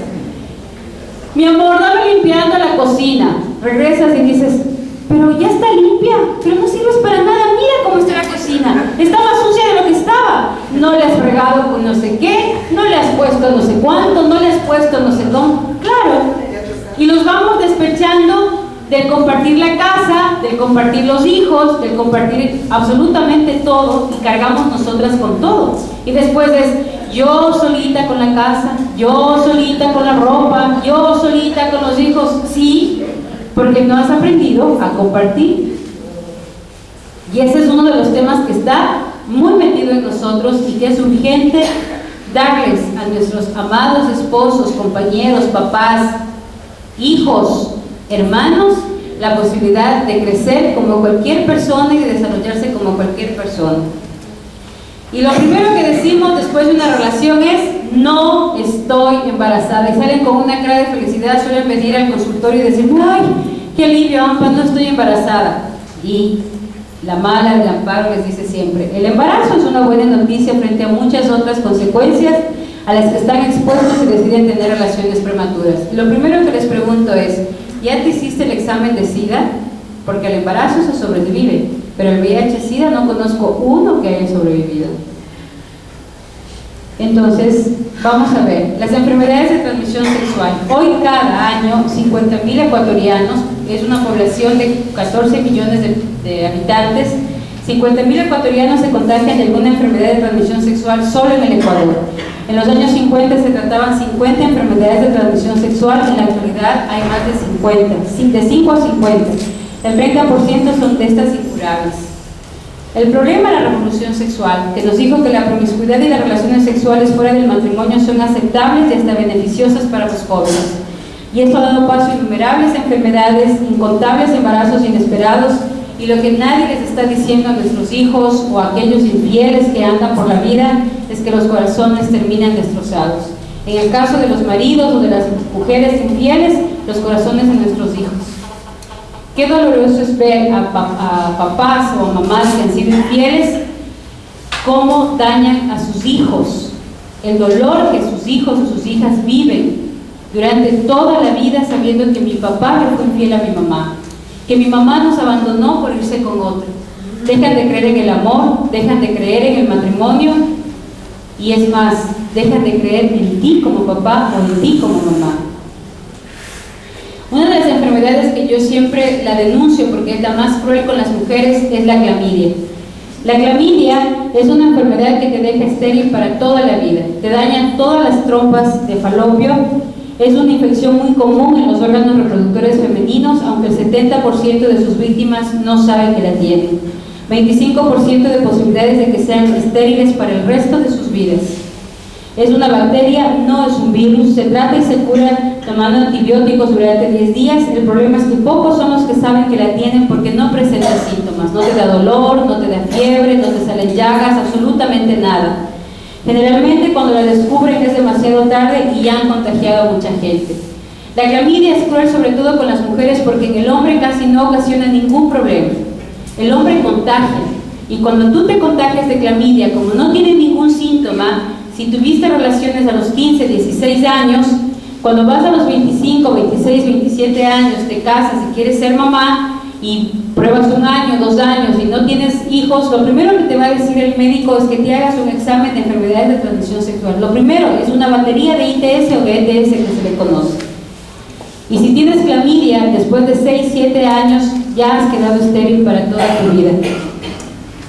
Y el virus del papiloma humano, que es cruel con las mujeres, pero terriblemente cruel con los varones.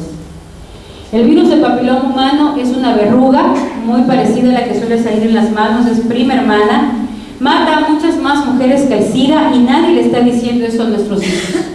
La segunda causa de muerte de mujeres en América Latina es a causa del cáncer de útero proveniente del virus del papiloma humano. Y la primera, las enfermedades cardiovasculares por el uso y abuso de anticonceptivos. Esas son las 2 primeras causas de muerte de las mujeres en el continente sur.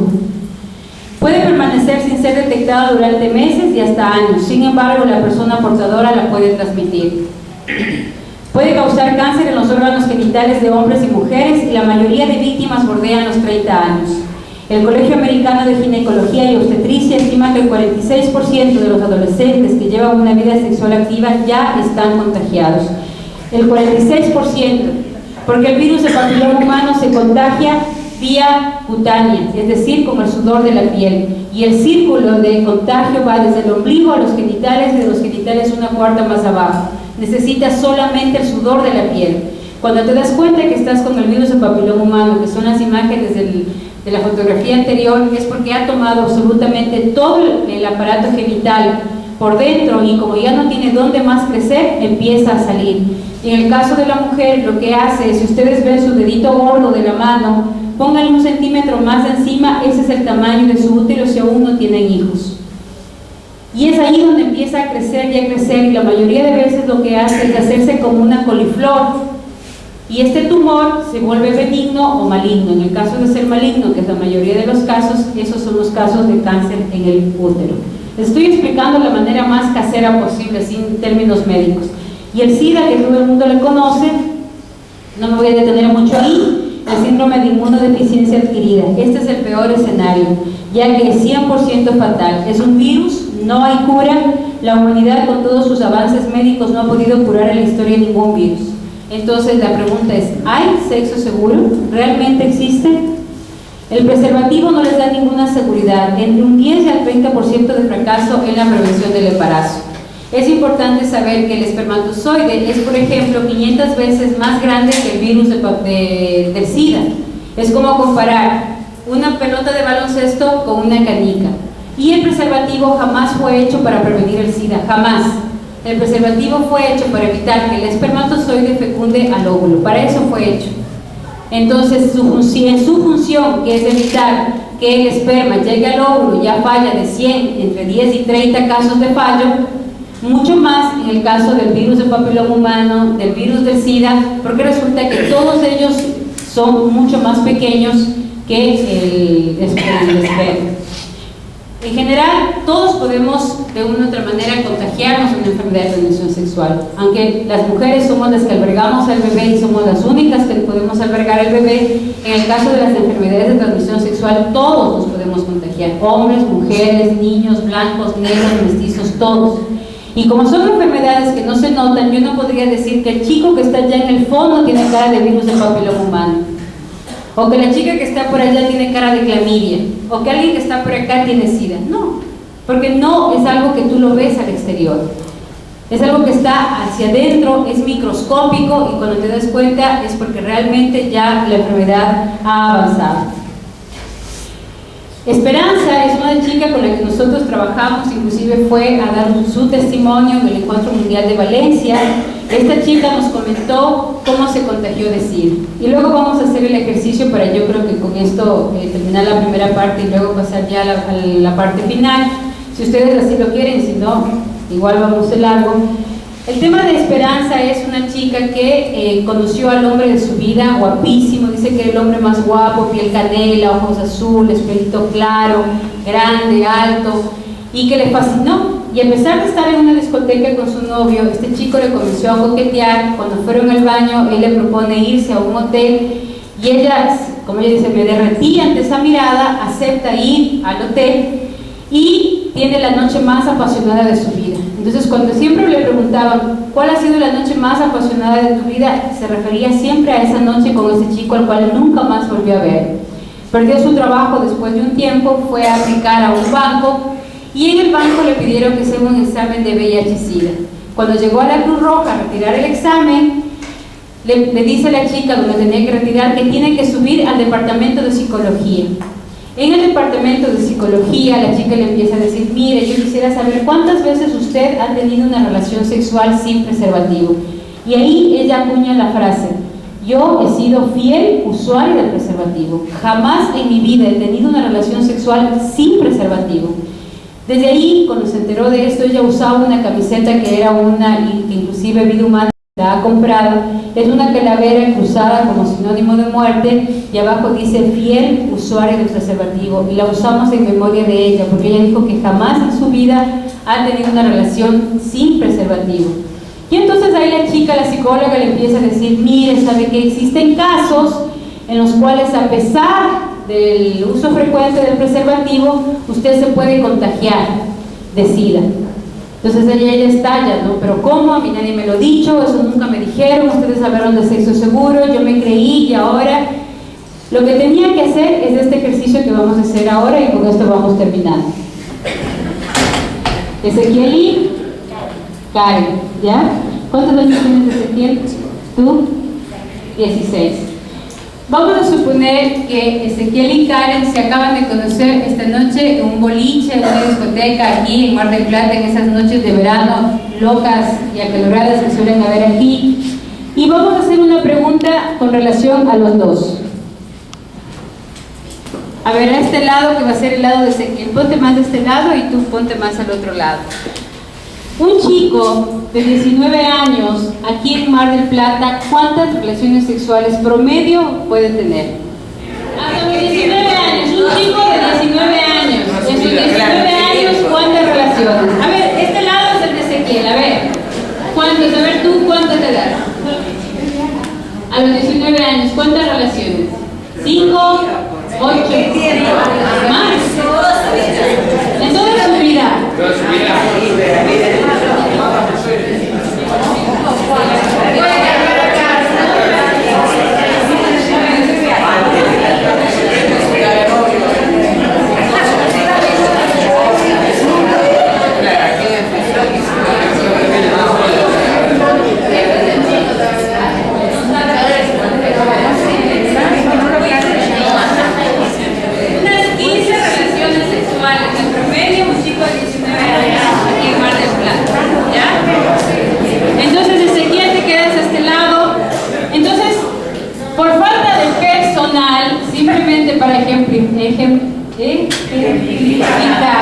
Vamos a tomar de promedio, no las 15, le vamos a bajar a 8 porque si no la sala no nos va a alcanzar, ya se van a dar cuenta por tiempo. Les voy a pedir a todas las damas que vamos a tener un promedio de 17 años, eso es lo bueno de este ejercicio, todas rejuvenecemos, 1, 2, 3, 4, 5, 6, 7 y 8. A las 8 damas que les acabo de nombrar, por favor, se ponen de pie. Solo las damas, se ponen de pie, por favor. Entre los 16, solo de pie, no se muevan, solamente se ponen de pie en sus asientos, nada más. Ahora, de entre las 8 vamos a suponer que de promedio, por falta de varones, solamente 3 de ellas han tenido relaciones sexuales. Y le vamos a pedir a este caballero, 1, 2, voy a sacar el padre, 3 se ponen de pie. Pero aquí hay unos 2 que 3 que tienen una cara de pillines. Entonces vamos a suponer que los 3, cada uno ha tenido 3 relaciones sexuales. Nada más, 3. Entonces vamos a pedir, por acá ya no me quedan damas, 1, 2, 3, 4, 5, 6, 7, 8 y 9. Pónganse de pie, por favor. De estas 9 damas, vamos a suponer que solamente han tenido una relación sexual, nada más. Les voy a pedir a los chicos que están en la fila de atrás, a partir de donde termina la chica, la siguiente fila, 1, 2, 3, 4, 5, 6, 7, 8 y nos faltó 1, 9, que está aquí en la esquina. Por favor, todos los varones se ponen de pie. Esto es la pirámide de contagio de Ezequiel. Este es el promedio, es decir, Ezequiel, este es tu pasado sexual. Porque si bien tú tuviste 8 relaciones sexuales, no tuviste solamente con ella la relación sexual, también tuviste con su historia y con la historia de los otros. Así de simple. Entonces, vamos a ver cuántos en total. 1, 2, 3, 4, 5, 6, 7, 8, 9, 10, 11, 12, 13, 14, 15, 16, 17, 18, no te sientes.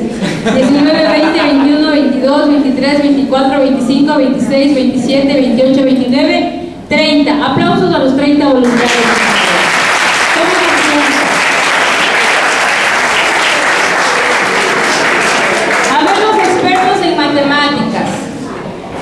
La Organización Mundial de la Salud, que es parte de todo este plan y parte de todo este trabajo, afirma que en América Latina, de cada 10 relaciones sexuales, existen 3 posibilidades de contagio de una de las enfermedades de transmisión sexual.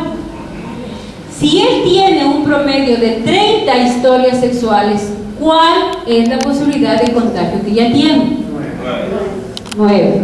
Contagiada del virus del SIDA, lo que Esperanza le pide a la Cruz Roja que haga es llame a los últimos contactos sexuales con los que ha estado los 5 últimos años, porque el SIDA puede estar latente por 5 años.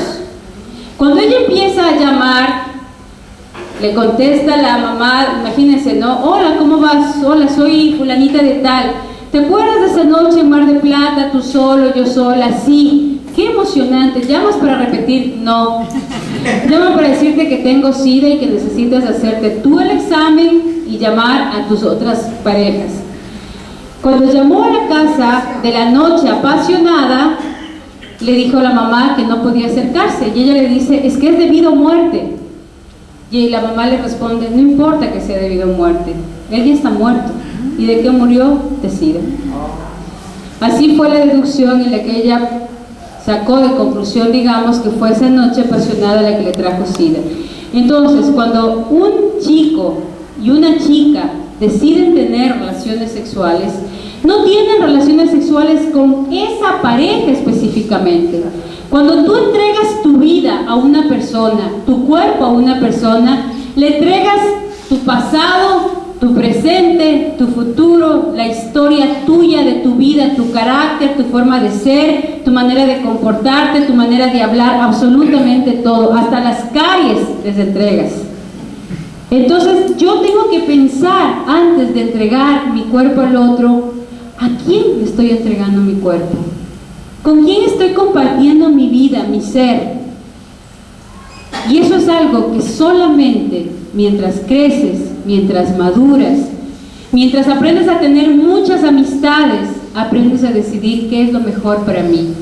No lo puedes decidir a los 14, 15 años. Yo no sé si Ezequiel a los 19 años está pensando en los hermosos pañales que va a tener que cambiar, en los biberones que se va a levantar a dar a la madrugada, y si Karen está pensando en lo maravilloso que va a ser recibirle con los pastelitos calientes a las 5 de la tarde a su marido. ¿Estás pensando en eso? Entonces, si no tienes capacidad de pensar en las responsabilidades que implican, piensa muy bien sobre qué responsabilidades estás asumiendo y sobre todo las consecuencias que esas decisiones que estás tomando pueden traer a tu vida. Un aplauso a los chicos, por favor.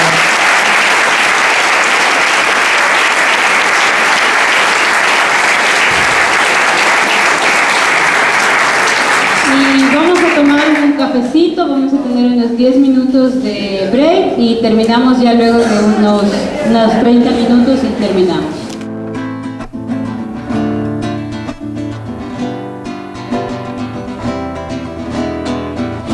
Acabando con la humanidad y los pequeños pagan tan dura realidad. Se está perdiendo la sensibilidad de valorar la vida ante la maternidad. Se está jugando con la integridad de la mujer que ahora se le ha dado la oportunidad de que realice un crimen que es legal, justificado como un acto de salud.